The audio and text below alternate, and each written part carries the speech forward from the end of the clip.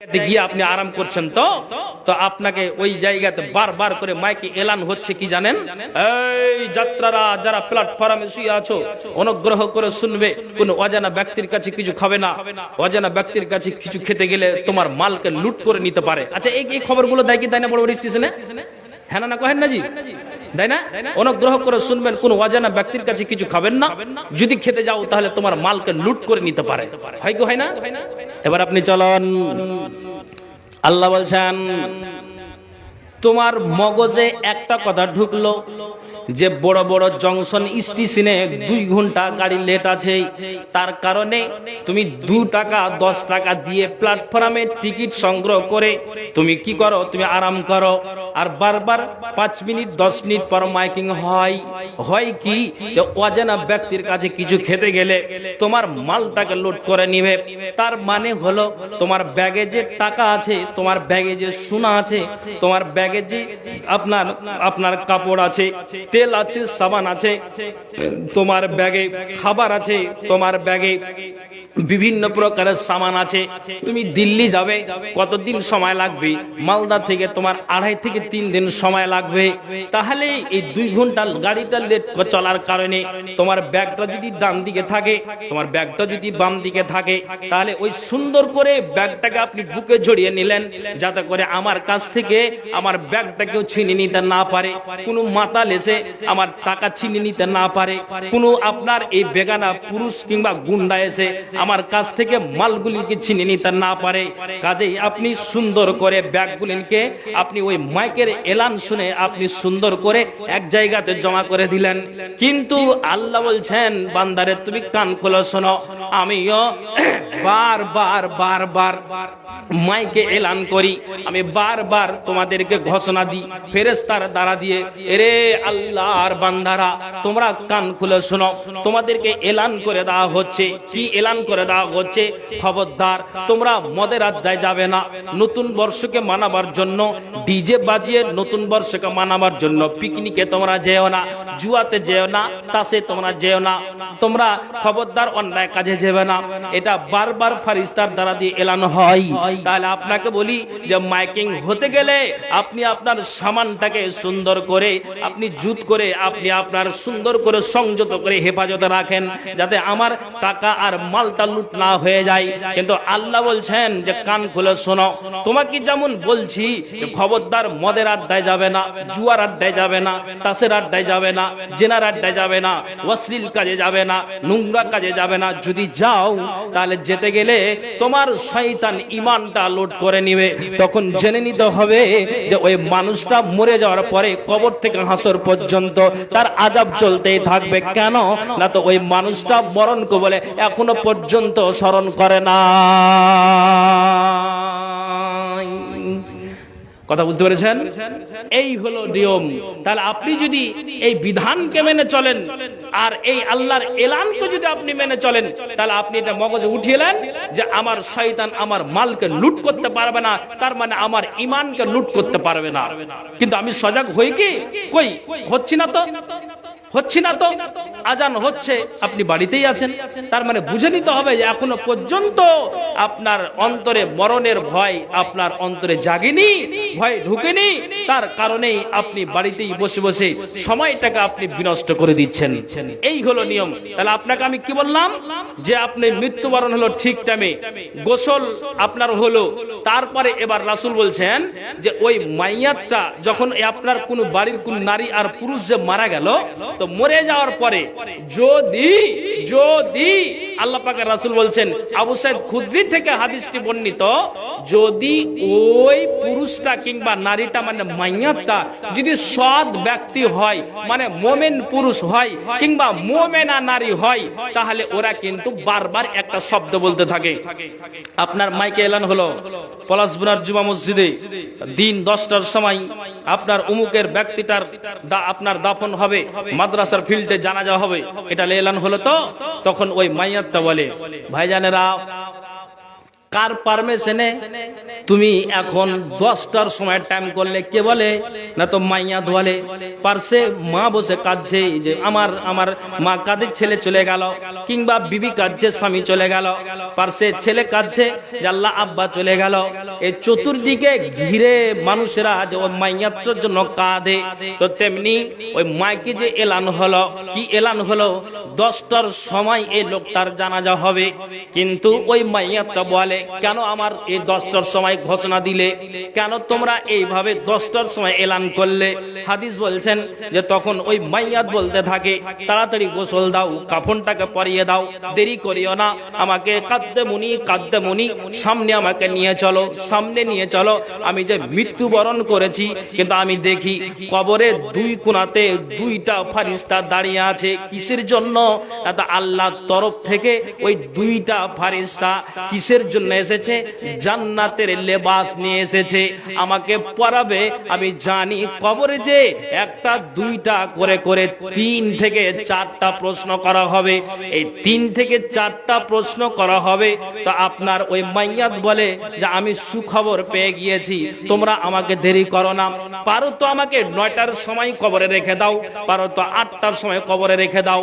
এটা বারবার চিৎকার করে বলতে থাকে, চিৎকার করে বলতে থাকে, কাঁদতে মুনি, আমাকে সামনে নিয়ে চলো, আমাকে সামনে নিয়ে চলো। তোমরা আমাকে নিয়ে বা আপনার আর পলাশ গুনাতে রাখিও না, খাটলিতে উঠাও, জানাজা ইমামকে দিয়ে পড়িয়ে দাও, কবরে রেখে দাও।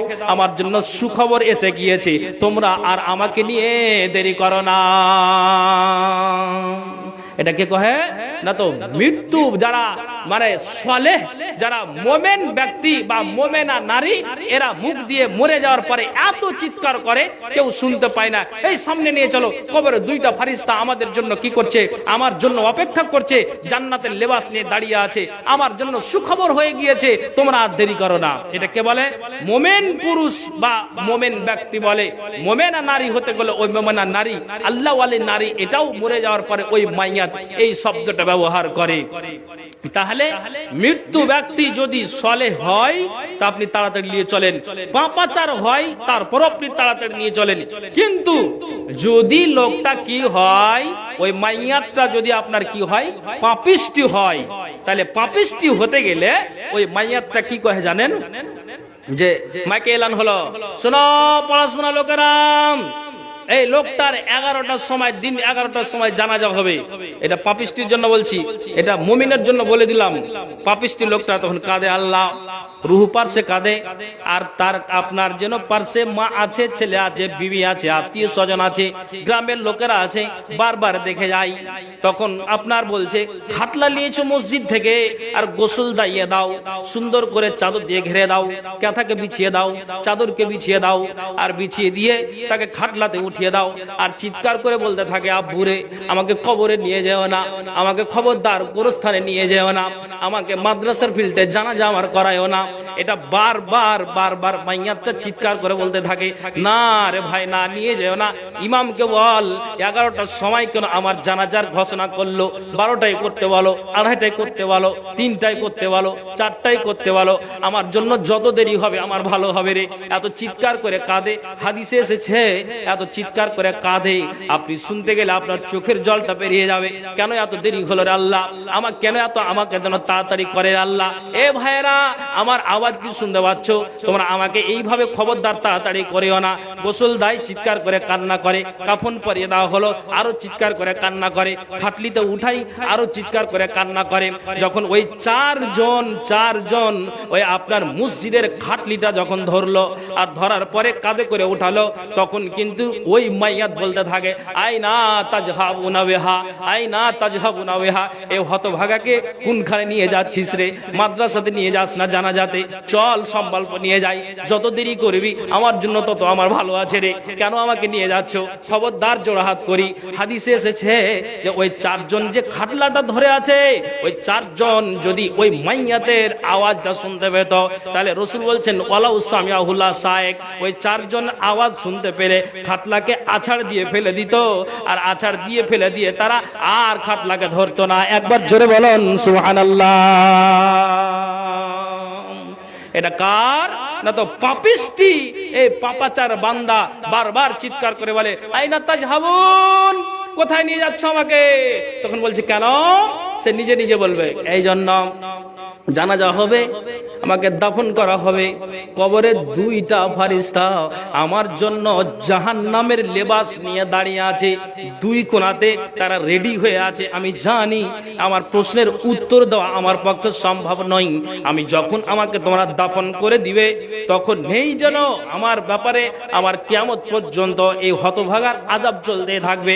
কেননা আমি নামাজকে পারোয়া করিনি, রমজান মাসের আমি রোজাকে পারোয়া করিনি, আমার মতো হতভাগা মদে ছিলাম, জুয়াতে ছিলাম, ডিজে বাজিয়ে নতুন বর্ষকে পালন করেছিলাম। কাজেই মরে যাওয়ার পরে এই এতগুলি তার জেহেনে তার ব্রেনে স্মরণ আসবে, আর আসার পরে বলবেন যে এখন আমি কি করলাম রে, কি করলাম রে, আমি কি করলাম রে, আমার তো আর কোনো উপায় নাই রে, আর তো কোনো আমার উপায় নাই রে।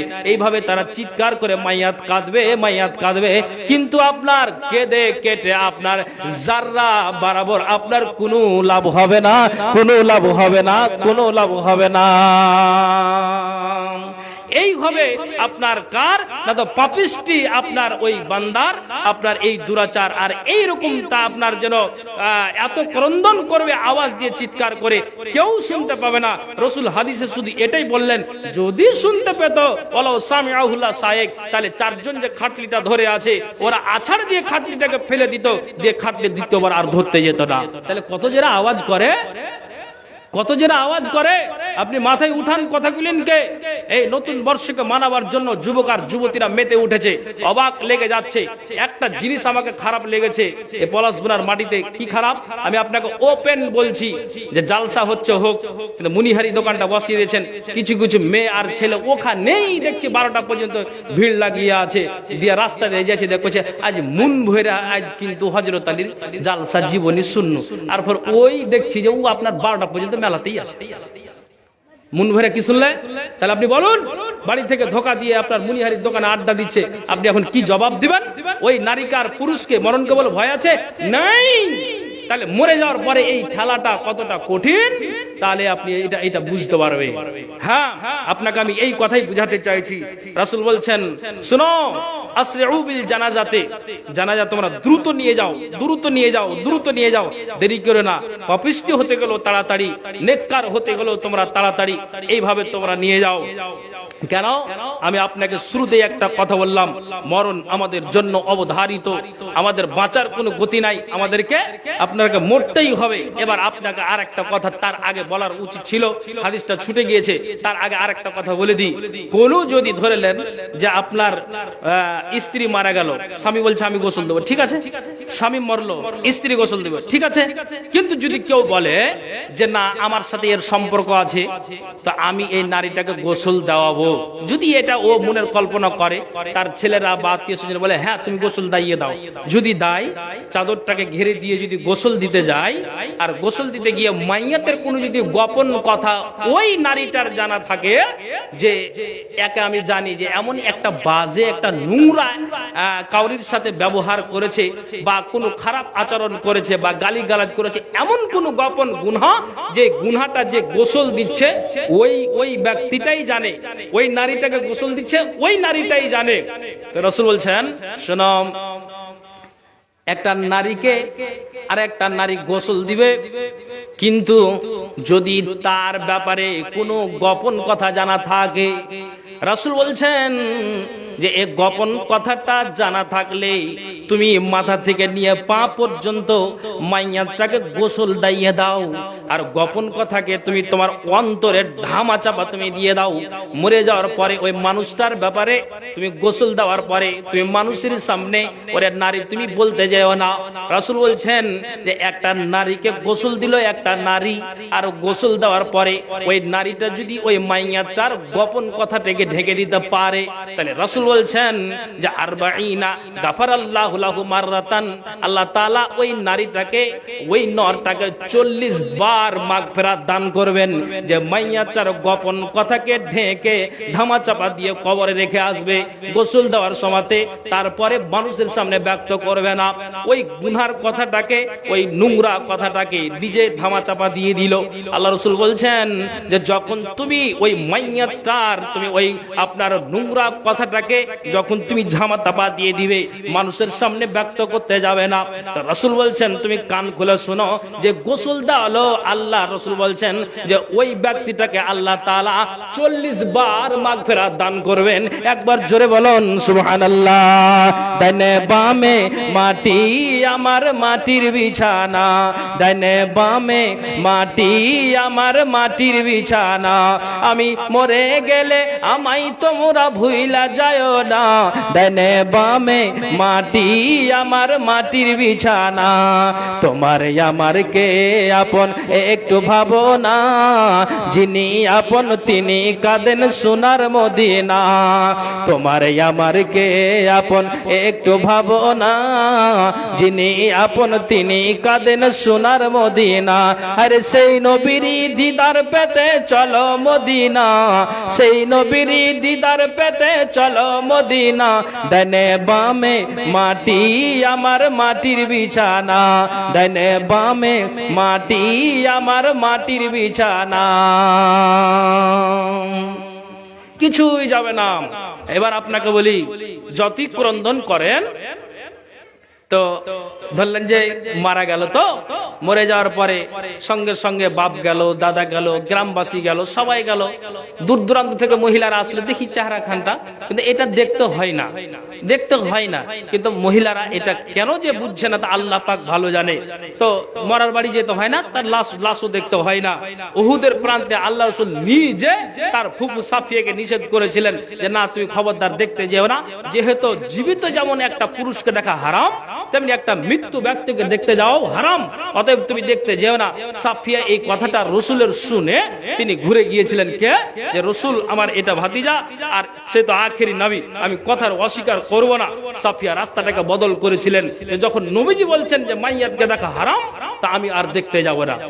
কিন্তু দেখছি নারীরা আপনার আমার গ্রামের কথা বলছি না, বিভিন্ন গ্রামের নারীরা ভিড় জমিয়ে জমে লাইন লাগিয়ে মাইয়াত থেকে দেখার জন্য আপনার সিরিয়ালি আপনার যাচ্ছে, দেখা আসছে, ওখানে দোয়া দুরুজ এটা আর ওটা যেটা সেটা না বলে আপনার ফালতু কথা বলে সময়টাকে বিনষ্ট করে দুঃখের কথা বলে আপনার ওই জায়গাতে তারা ভিড় জমিয়ে বসে থাকে, যদি এটা শরীয়ত সাপোর্ট করেনি। কিন্তু আপনাকে বলি, আত্মীয় স্বজন গেল, সব গেল, রাসূল বলছেন শোনো, একটা কথা মাথায় রাখো, খুব খেয়াল করে শুনবেন। আজকে আরো দুইজন বক্তা আছে, আরেকজন হরিশ্রামপুর থেকে ডেকেছি, উনিও খুব সুন্দর আলোচনা করতে পারেন, গলার আওয়াজ খুব ভালো। আমার পরে ইনশাল্লাহ ওই ভাই আসবেন। আমি আপনাকে যেটা কথা বলছি, রাসূল বলছেন শুনে রাখো, তুমি যতই কিছু করো না কেন, যখন ওই চারজন লোক যখন বাড়ি থেকে খাটলাটাকে উঠাই, তখন মাইয়াদের পিছনে পিছনে তিনখানা বস্তু যায়, তিনখানা বস্তু যায়। কি কি যায়? তা তো নবীজি বলছেন আহলুহু মালুহু ওয়া আমালুহু, তিনখানা বস্তু যায়। তোমার আহলে আইয়াল যায়, বংশধর যায় মাটি দেওয়ার জন্য, পিছনে পিছনে তোমার মাল যায়, আর 3 নম্বর যেটা যায় সেটা হলো তোমার জীবনের আমল যায়। তুমি ভালো আমল করে থাকলে সেটা তোমার পিছনে পিছনে যায়, মন্দ আমল করলেও সেটা তোমার পিছনে পিছনে যায়। কিন্তু রাসূল বলছেন জানাজা যখন হয়ে গেল, আর যখন ওই মাইয়াতটাকে কবরে শোয়ানো হবে, তখন কবরে শোয়ানোর পর রাসূল বলছেন ইসনানে, দুইখানা আবার ঘুরে চলে আসে। কোন দুইখানা? যে বংশধর গিয়েছিল, গ্রামের মানুষ গিয়েছিল মাটি দেওয়ার জন্য, ওই লোকগুলো ঘুরে চলে আসে এক। দ্বিতীয় নম্বরে তোমার মাল যে পিছনে পিছনে গেল, ওই মালটা কবর থেকে ঘুরে চলে আসে দুই। 3 নম্বরে নবীজি বলছেন যে যেটা থাকে ওয়ায়াবকা ওয়াহিদুন আমালহু, যেটা থাকে সেটার নাম হলো আমল। আমল যদি তোমার ভালো হয় সেটা তোমার কবরে থাকবে, আর আমল যদি মন্দ হয় সেটাও তোমার কবরে থাকবে। রাসূল বলছেন যে জীবনের তোমার বদ আমল আর ভালো আমল এই দুটাই তোমার কাছে থাকবে। নসিব যদি ভালো হয়, আমল যদি তোমার ভালো হয়, নসিব তোমার ভালো হয়ে গেল। আর যদি তোমার আমল বরবাদ হয়ে থাকে, তুমি যদি খারাপ আমল করে থাকো, ওইটাও তোমার কবরে আমলটা তোমার থেকে যাবে। এটা তুমি জেনে নাও যে ওই আমল তোমার কাছ থেকে ফিরে আসে না, মন্দ আমল থেকে যাই, ভালো আমল তোমার থেকে যাই। ভালো আমল থেকে গেলে তোমার কবরে নাজাত আছে, আর যদি মন্দ আমল হয় তাহলে তোমার কবরে হাসর পর্যন্ত শাস্তি চলতেই থাকবে, চলতেই থাকবে, তোমার কোন রকমের রিহাই থাকবে না। এই হলো আমল। তাহলে ভালো আমলের জন্য আমাকে এক্ষুনি মানে রেডি হয়ে থাকতে হবে, আমাকে প্রস্তুতি নিয়ে থাকতে হবে। মা বোন ভালো করে শুনেন, আর শোনার পরে আমলের চেষ্টা করেন। আপনাকে আর একটা কথা বলবো, ভালো করে শুনবেন। আমাদের আখেরি নবীর নাম জানা আছে? এই মায়ের গালা জানা আছে জি? আখেরি নবীর নাম কি? কে কইছে? শেখ হাসিনা। হ্যাঁ, আখেরি নবীর নাম কি জি? হ্যাঁ, আখেরি নবীর নাম জানেন না? শেষ নবীর নাম জানো কি? জানে মুহাম্মদুর রাসূলুল্লাহ। আল্লাহ পলাশবুনার মালিক এত হুঁচলি জি। নবী মুহাম্মদুর রাসূলুল্লাহ সাল্লাল্লাহু আলাইহি সাল্লাম। রাগ করবেন না খালা, হ্যাঁ বোন খালা সবাই বসে আছেন, আমি তো গ্রামের, কিন্তু কথাটা বলছি যে বুঝার চেষ্টা করুন। আপনি এটা বললে কি আপনার গুনাহ হয়ে যাবে? নেকি আছে। তার শেষ নবীর কথাটা একটা কথা শুনেন, যে আল্লাহ পাকের রাসূল বাকি গোর স্থানে গেল, আর ওখান থেকে মানে বাকি গোর স্থানে তাদের জন্য মাগফিরাতের দোয়া করে আল্লাহ পাকের রাসূল ফিরে আসলেন। কার ঘরে জানেন? নবীজির প্রিয়া স্ত্রী আয়েশা রাদিয়াল্লাহু তাআলা আনহার কামরাতে। তো নবীজি যে মানে বাড়িতে গেলেন, আর যাওয়ার পরে থরথর করে কাঁপছে, থরথর করে কাঁপছে। আর থরথর করে কাঁপার পরেই তখন আয়েশা বলছেন, নবীজি গো কি হয়ে গেল? আল্লাহ পাকের রাসূল 1-2 করে করে তিনি 13 থেকে 14 দিন অসুখ থাকার পর নবীজি দুনিয়া থেকে বিদায় হয়েছেন। এখন আপনাকে যেটা বুঝাতে চাইছি, যে একটা মুমিন লোকের যদি জান এতটা কষ্ট কবজ হয়, নবীর যদি জানটা এতটা কষ্ট কবজ হয়, তাহলে আপনি এটা আমাকে বুঝিয়ে দেন তো, তাহলে পাপিষ্টি লোকের জানটা কত কষ্ট তো কবজ হয়। নবীজি থরথর করে কাঁপছেন, আর নবীজি দাঁড়িয়ে থাকতে পারেন না। সঙ্গে সঙ্গে আল্লাহ পাকের রাসূল তিনি আয়েশার কামরাতে তিনি বসে গেলেন। বসে যাওয়ার পরে নবীর আয়েশা বলছেন, আমিও নবীজির পাশে বসে গেলাম। আর বসে যাওয়ার পরে নবীজির মাথাটা আমার বক্ষ স্থলে রাখলেন। আর রাখার পরে নবীজি বলছেন, আয়েশা রে আমি আর বাঁচব না, দুনিয়া ছেড়ে চলে যেতে হবে। নবীজির চোখ দিয়ে পানি আসছে আর কাঁদছে, আর বলছে, আয়েশা রে আমার এটা কোন দুনিয়ার অসুখ নয় রে আয়েশা, আমাকে দুনিয়া ছাড়তে হবে। মৃত্যু কতটা কঠিন, একটু মাথায় কথাটা উঠাবেন। তখন আল্লাহ পাকের রাসূল তিনি এবার কি করলেন, ঠিক যেন ওই আল্লাহ পাকের রাসূল যে আয়েশার আপনার বক্ষ স্থলে মাথাটাকে রেখেছেন, আর রাখার পরে নবীজি বারবার একটা কথা বলছেন, আল্লাহুম্মার রাফিকাল আলা, আল্লাহুম্মার রাফিকাল আলা, আল্লাহুম্মার রাফিকাল আলা। ইয়া আল্লাহ তুমি আমাকে তোমার কাছে ডেকে নাও, আল্লাহ তুমি সর্বোচ্চ বন্ধুর সাথে আমাকে মিলিয়ে দাও। কারা বন্ধু? যারা নেককার ব্যক্তি, যারা আল্লাহ পরহেজগার ব্যক্তি, যারা মুমিন ব্যক্তি, যারা শহীদ ব্যক্তি, আল্লাহ গো যারা জিহাদের ময়দানে লড়াই করে যারা মারা গিয়েছে, আল্লাহ ওদের সাথে আমাকে মিশিয়ে দাও, ওদের সাথে আমাকে ডেকে নাও, ওদের সাথে আমাকে করে নাও। এক কথাই নবীজি বলছেন, আল্লাহ তুমি আমাকে সর্বোচ্চ আল্লাহ তুমি বন্ধুর সাথে আমাকে মিলিত করো। আয়েশা বলছেন যে আমি নবীর দিকে 2 নয়নটা আমি দিয়ে আছি। আল্লাহ পাকের রাসূলের তিনার দম যাচ্ছেন, তিনি মারা যাবেন। আখেরি নবী, শেষ নবী তিনি হচ্ছেন আখেরি নবী মুহাম্মদুর রাসূলুল্লাহ পরন্তু সাল্লাল্লাহু আলাইহি ওয়াসাল্লাম। এই যে তিনি মারা যাচ্ছেন, মাথার চাঁদা থাকবেন না। আয়েশা বলছেন আমি 2 নয়ন দিয়ে আমি আমার স্বামীর দিকে লক্ষ্য করে দেখে আছি, নবীজি আমার মরছেন, আর আমার 2 নয়ন আমার ওই স্বামীর দিকে আমার আছে। আর ওই মুহূর্তে আল্লাহ পাকের রাসূলের যে দম যাচ্ছে, তো আমি যেন আয়েশা এত চিন্তিত হলাম, আল্লাহ রে আমি নবীজির মৃত্যুর আগে কতটা আমি মাইয়াতের কতটা মৃত্যুকে আমি খারাপ মনে করতাম, আল্লাহ একই মৃত্যু যন্ত্রণা, আল্লাহ কতটা আমি এটাকে বাজে মনে করতাম, আল্লাহ কতটা আমি এটাকে খারাপ মনে করতাম, আল্লাহ রে। কিন্তু নবীজি যখন মারা গেলেন, তখন দেখলাম যে আল্লাহ পাকের রাসূল ঠিক জানটা কবজ হচ্ছে, নবীজির এত কষ্ট হচ্ছে। আয়েশা বলছেন আমার চোখ দিয়ে আর জল থামে না, নবীজির চোখের কোণা দিয়ে নবীজির পানি চলে আসছে। আয়েশা রে আমি বাঁচবো না, থরথর করে কাঁপছেন। আর নবীজি নবীজির মাথাটা আয়েশার বক্ষস্থলে রাখা আছে। আয়েশা বলছেন নবীজির মৃত্যু দেখার পরে আমি যতগুলি আর পরে মৃত্যু হয়েছে আমি আর কোনো মানুষের মৃত্যুকে খারাপ মনে করতাম না। আল্লাহু আকবার।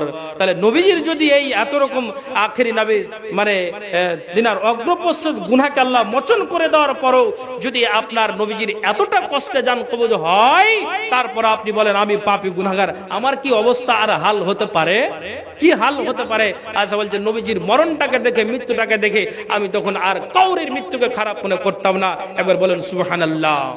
যে এই হচ্ছে মরণ, এই হচ্ছে মৃত্যু। তবে আর একটা কথা আপনাকে বলে আমি একটা উদ্দেশ্য দিকে যাব। যেহেতু এখানে একটা মসজিদ বানানো হবে, এটা উদ্যোগ খারাপ নয়, খুব ভালো উদ্যোগ। আমি আপনাদেরকে একটা কথা বলবো, এই হাদিসটা আপনাকে আমি বলিনি। কি হাদিস? মানুষ যদি মরে যায়, মরে যাওয়ার পরে মা বোন এটা খুব খেয়াল রাখিও, আমি যদি পাপ করি আল্লাহ আমাকে ছাড়বে না। আপনি যদি আমার কথা শুনে আমল করেন তা আপনি নেকি পাবেন, আমিও নেকি পাবো। কিন্তু আমি আপনাকে বলছি, একটা লোক মরে যাওয়ার পরে রাসূল বলছেন যত রকমের ওর পাপের কথা আছে আল্লাহ রাসূল বলছেন এটাকে ধামা চাপা দিয়ে দাও, কাউরির সামনে তুমি এটা বলতে যেও না। এটা কে বলছেন? আল্লাহ রাসূল বলছেন। বলছে কেন? বলছে এই জন্য বলতে যেও না যে যা করে গেছে করে গিয়েছে, ওর কথাটা মানুষের সামনে আর হাইলাইট করে না। কখন? মরে যাওয়ার পর, মরে গিয়েছে তার ব্যাপারটা মানুষের সামনে আর টোটাল সমালোচনা করিও না।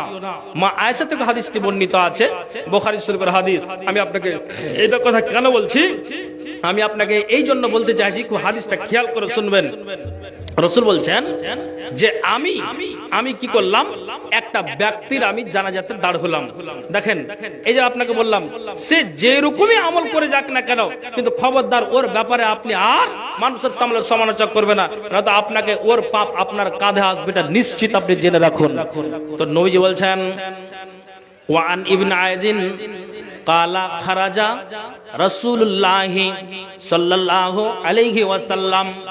ইবনে আইজ থেকে বর্ণিত, নবীজি বলছেন আমি একটা ব্যক্তির জানাজাতে শরীক হলাম, আর যখনই আমি জানাজাতে শরীক হয়েছি তখনই যেন আমাকে পিছন দিক থেকে হযরত উমর পাঞ্জাবির কিংবা পোশাকের কোনাটাকে ধরে নিয়েছেন। আর ধরে নেওয়ার পরে বলছেন আল্লাহ পাকের রাসূল, আপনি একটা নবী হয়ে আপনি এই লোকটার কেন জানাজা আপনি পড়াবেন? খবরদার আপনি জানাজা পড়াতে যাবেন না। নবীজি আশ্চর্য হয়ে গেলেন।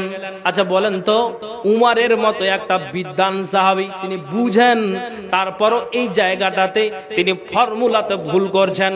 কিন্তু নবীজি হযরতে উমরের কথা শুনে আল্লাহ পাকের রাসূল তিনি জানাজাকে বন্ধ করেননি। আল্লাহ পাকের রাসূল কি করলেন? ফাআলতাফাতা রাসূলুল্লাহ সাল্লাল্লাহু আলাইহি ওয়াসাল্লাম ইলান নাস। নবীজি যতজন ওই জায়গাতে চার কাতার, 5 কাতার, 10 কাতার যতজন সাহাবীরা ওই ব্যক্তিটার জানাজাতে শরীক হয়েছেন আর তারা জানাজাতে দাঁড়িয়ে আছেন, নবীজি সবারই দিকে লক্ষ্য করে দেখলেন কে তোমরা আছো যে এই ব্যক্তিটার ব্যাপারে ভালো কথা বলে দিতে পারবে। কেননা একটা মানুষ যখন মরে যায়, মরে যাওয়ার পরে ওই মানুষের ব্যাপারে মানুষের সামনে সমালোচনা করতে নাই। কিন্তু উমরের মতো একটা বিদ্বান সাহাবী আমাকে নিষেধ করেছে যে খবরদার আপনি এই ব্যক্তিটার জানাজা পড়াবেন না। তখন একজন ব্যক্তি আপনার হাতটাকে উঁচু করলেন আর বলছেন ফাকালা রাজুলুন নাম ইয়া রাসূলুল্লাহ, আল্লাহ পাকের রাসূল যে মাইয়াতটার আপনি জানাজাতে এসেছেন ওই ব্যক্তিটার ব্যাপারে আমার কিছু কথা আছে, আমি জানি এই ব্যক্তিটার ব্যাপারে আমি বলতে পারবো।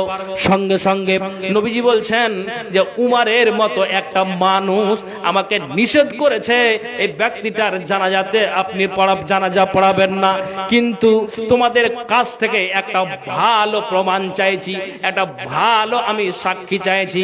এই লোকটাকে কি তোমরা ইসলামের মধ্যে মধ্যে একটা ভালো কাজ করতে তোমরা দেখেছো। নবীজি বলছেন ফাকালা হাল রাআহু আহাদুম মিনকুম আলা আমালিল ইসলামে, আল্লাহ পাকের রাসূল বলছেন তোমরা কি ভালো কাজ তোমরা কি ইসলামের মধ্যে এই ব্যক্তিটাকে করতে কি দেখেছো? সঙ্গে সঙ্গে ওই ব্যক্তিটা বলছেন নাম ইয়া রাসূলুল্লাহ, আল্লাহ পাকের রাসূল আমি ভালো কাজ করতে দেখেছি। কি ভালো কাজ আপনি বলেন তো? তখন নবীজি বলছেন, তখন ওই ব্যক্তি বলছেন ইয়া রাসূলুল্লাহ, হ্যাঁ আপনি 1-2 করে করে আপনি যখন 10 থেকে আপনি 20 জন সাহাবীর নামটা আপনি লিস্ট করেছিলেন যে এই সাহাবীটা জিহাদের ময়দান যাবে ইসলামকে বাঁচাবার জন্য, দ্বীনকে বাঁচাবার জন্য। যখন এই ব্যক্তিটা যাবে, আল্লাহ পাকের রাসূল গো যখন এই ব্যক্তিটা দ্বীনকে বাঁচাবার জন্য, ইসলামকে বাঁচাবার জন্য যখন ব্যক্তিটা আপনি যখন সাহাবীদের জন্য লিস্ট করেছিলেন, তখন এর নামটাও ছিল। এই ব্যক্তিটা কি করেছে আপনি জানেন তো? এই জিহাদের ময়দানে দ্বীনকে বাঁচানোর জন্য, আপনার ইসলামকে বাঁচানোর জন্য, কোরআনকে বাঁচানোর জন্য। আজ আপনি দেখেন তো যেমন আপনার প্রতি রাত আর দিন মাঝে মাঝে ট্রাফিক পুলিশেরা তারা দাঁড়িয়ে থাকে, নাইট ডিউটি করে, তারা দিন ডিউটি করে কিসের জন্য? যে কাউরির মাথায় হেলমেট যদি না থাকে আপনাকে ফাইন করবে, গাড়ির পেপারস যদি ঠিক না থাকে আপনাকে ফাইন করবে। তেমনি যেন এই ব্যক্তিটা আল্লাহ পাকের রাসূল জিহাদের ময়দানে একটা সুন্দর করে তাম্বুকে তারা আপনার সুন্দর করে খাটিয়ে দিয়েছে, সুন্দর করে পালকে টেঙে দিয়েছে। আর পালকে টেঙে দেওয়ার পরে ওই জায়গাতে সারা রাত ওই ব্যক্তিটা আপনার কি করেছে? নাইট ডিউটি হয়ে সারা রাত ডিউটি করেছে, রাত জাগরণ করেছে। এক কথায় নবীজি গো সারা রাত যে ও জাগরণ হয়ে থেকেছে, সুবহানাল্লাহ, আলহামদুলিল্লাহ, আস্তাগফিরুল্লাহ, এক কথায় আল্লাহর জিকির আজকারে ব্যক্তিটা মগ্ন ছিল। নবীজি গো সারা রাত ফালতু সময়টাকে নষ্ট করেনি, অপচয় নষ্ট করেনি, সময়টাকে বিনষ্ট করেনি। নফল সালাতের মাধ্যম দিয়ে ওই ব্যক্তিটা রাতটাকে কাটিয়েছে, জিকির আজকারের মাধ্যম দিয়ে রাতটাকে ব্যক্তিটা কাটিয়েছে। নবীজি এবার ওই ব্যক্তিটার যখন এই কথাটাকে শুনতে পেলেন, তখন আল্লাহ পাকের রাসূল কি করলেন? তো তিনি ইমামতি করে ওই ব্যক্তিটার জানাজাকে পড়িয়ে দিলেন। আর যখনই নবীজি জানাজাকে পড়ালেন, আর জানাজাকে পড়িয়ে দেওয়ার পর আল্লাহ পাকের রাসূল এবার কি করলেন? নবীজি এবার ওই সুন্দর করে যখন ওই মাইয়াতটাকে 4জন আপনার খাটলিটাকে ধরে যখন কবরস্থানে নিয়ে আসা হলো, আর যখন তাকে কবরে রাখা হবে, সুন্দর করে যখন তাকে মাটি দেওয়া হলো, মাটিটা দেওয়া ক্লিয়ার হলো, মাটি দেওয়া ক্লিয়ার হয়ে যাওয়ার পর উমর ওই আপনার কবরস্থানে দাঁড়িয়ে আছেন। কেন উমরের মতো একটা লোক নবীজিকে নিষেধ করেছেন, নবীজি গো আপনি খবরদার এই ব্যক্তিটার জানাজা পড়াবেন না। কেন? লোকটা হচ্ছে বাজে, লোকটা হচ্ছে নোংরা, লোকটার ব্যবহার ভালো নয়। আর আপনি এই ব্যক্তিটার কেন আপনি জানাজা পড়াবেন?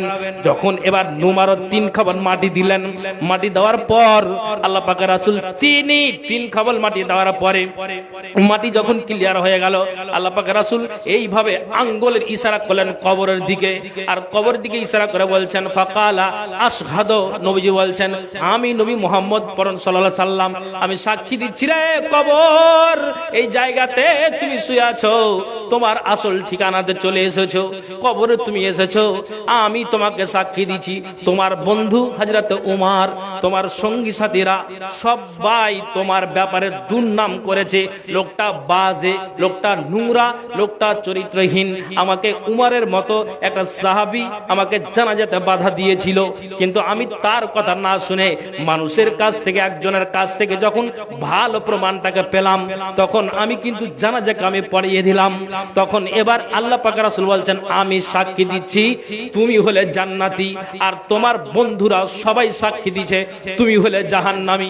কেন তুমি জান্নাতি? তুমি কান খুলে শোনো, ওই যে জিহাদের ময়দানে তুমি জিকির আজকার করে, তাসবিহ তাহলিল করে, আল্লাহর তুমি জিকির আজকার করে রাতটা যে তুমি অতিবাহিত করেছো, তুমি তাহাজ্জুদের নামাজ পড়েছো, নফল সালাত আদায় করেছো, ওরে তুমি আমলের মাধ্যম দিয়ে তুমি যে রাতটা কাটিয়েছো। আর উমর তো এটা জানে না। তো আমি নবী মুহাম্মদ তোমাকে বলছি তুমি কান খুলে শোনো, একটা রাত জাগরণ করার বিনিময়ে তোমার যে আল্লাহর লিল্লাহিয়াতের সহিত যে তোমার রাত জাগরণ হয়েছে, জিকির আজকার হয়েছে, তাসবিহ তাহলিল হয়েছে, নবীজি বলছেন ওরে সাহাবী, ওরে তুমি কান খুলে ব্যক্তি তুমি শোনো, মাইয়া তুমি শোনো, এই একটা রাত জাগরণ করার বিনিময়ে আল্লাহ তোমার জীবনের সমস্ত গুনাহকে মোচন করে দিয়েছে। একবার জোরে বলুন সুবহানাল্লাহ। একে দেখে কি বুঝতে পারলেন বলেন? বুঝা গেল এটাই একটা লোক কি গোপন আমল করছে। আপনি ধরতে পারছেন? পারবেন জি? পারবেন? পারবেন না। তো ও গোপনে একটা আমল করে দিয়েছে। একজন বলেন যে আমি দেখেছি এই লোকটা সারা রাত জাগরণ হয়ে থেকেছে, তার জন্য রাসূল বলছেন একটা রাত তুমি ইখলাসের সাথে জাগরণ হয়েছো, তার জন্য আল্লাহ তোমার বিগত দিনের সমস্ত গুনাহকে আল্লাহ মোচন করে দিয়েছে। জোরে বলেন সুবহানাল্লাহ। তখন আল্লাহ পাকের রাসূল হাজরত ওমর বলছে, ওমর, মানুষকে কি আমল করছে তুমি ঘুঁচা দিচ্ছ? তোমাকে এটা কে পারমিশন দিয়েছে? আল্লাহ পাকের রাসূল হাজরত ওমরকে বলছেন, কে তোমাকে এটা পারমিশন দিলে যে মানুষকে কোন গোপন আমল করছে আর কে কি না করছে তুমি নিজের চর খাতে টাল দাও, নিজের চোখে তুমি টাল দাও, নিজে তুমি কবর কোক বলে ভাবো, মৃত্যুটাকে বলে তুমি ভাবো যে আমার হালাতটা মৃত্যুর সময় কি হতে পারে, আর এই লোকটার ব্যাপারে তুমি এই কথা বলছো। তাহলে আপনি কি বুঝতে পারলেন? মানুষের কথা বলতে নেই, মরে যাওয়ার পরে এই লোকটা এই ছিল ওই ছিল, সমস্ত গোপন আমলকে ধামাচাপা দিয়ে দিতে হবে। আর ধামাচাপা দিয়ে যদি ভালো কোনো দিক পান তাহলে ভালো দিকটা মানুষের সামনে আলোচনা করবেন। রাসূল এখান থেকে এই কথাটাই বুঝাতে চাইলেন, খবরদার একটা মানুষ মরে যাওয়ার পরে ওর ব্যাপারে তোমরা দুর্নাম করবে না, যদি পারো তো তোমরা সুনামি করবে। হযরত উমরকে রাসূল এই হাদিস থেকে টাইট করেছিলেন, খবরদার কে কি আমল করছে গোপন তুমি এই ব্যাপারে তুমি ভালো জানো না, আল্লাহ জানেন, অতএব তুমি এই কথাটা বলেছো, তোমার কথাটা উচিত হয়নি। হযরত উমর কবরস্থান থেকে মুখটাকে মলিন করে নিচু করে ওখান থেকে ফিরে এসেছিলেন। আপনি কি বুঝতে পারলেন? তাহলে এটাই বুঝা গেল যে আমি গোপন আমল করি, আপনি কি গোপন আমল করেন আল্লাহ ভালো জানেন। আমি আপনাকে এটাই বুঝাতে চাইছি। কথা হলো এটাই যে বুঝার আপনি চেষ্টা করুন যে আমার মৃত্যু অবধারিত, তাহলে আমাকে সঠিক আমল করে কবরে আমাকে যেতে হবে, কবরে আমাকে যেতে হবে। তাহলে আবার পরিত্রাণ নয়। একটা হাদিস বলবো, আপনারা শুনবেন কি? মায়ের লোক শুনবেন জি? খালারা শুনবেন? আচ্ছা, শুনলে 500 টাকা দেন একজনে। কেউ কে পারবেন বলেন? খালি এই হাদিসটা আপনাদেরই হাদিসটা কে পারবেন? 500 টাকা আপনি এখন যদি না পারেন তো সকালে দেবেন। দেন, কে পারবেন?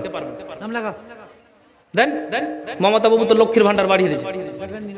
কে 500 টাকা পারবেন বলেন যে আমি দিচ্ছি 500 টাকা? হাত ছাড়েন, আমি হাদিসটাকে শোনাবার জন্য। আচ্ছা, তুমি দিলাম আমি 1000 টাকা। আচ্ছা, 1000 টাকা লিখে দাও। সুবহানাল্লাহ। আচ্ছা, ভাতা থেকে মামি হাকে ভুক লেগে। আচ্ছা, হ্যাঁ, মুরগা গালা ফিস মামি। আচ্ছা আচ্ছা, এই 1000 টাকা লিখে দেন, লিখে দেন মামা। হ্যাঁ, তাহলে হাদিসটা শুনেন, হাদিসটা বলে দিই। এটা মা বোনদের হাদিস। কি হাদিসটা? ভালো করে শুনবেন।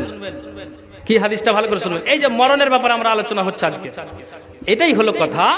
যখন 1000 টাকা দিয়েছে, আমি হাদিসটা শুনিয়ে দিই। কি হাদিসটা? নবীজি তিনি একটা হাদিসকে বর্ণনা করছেন। কি বলছেন?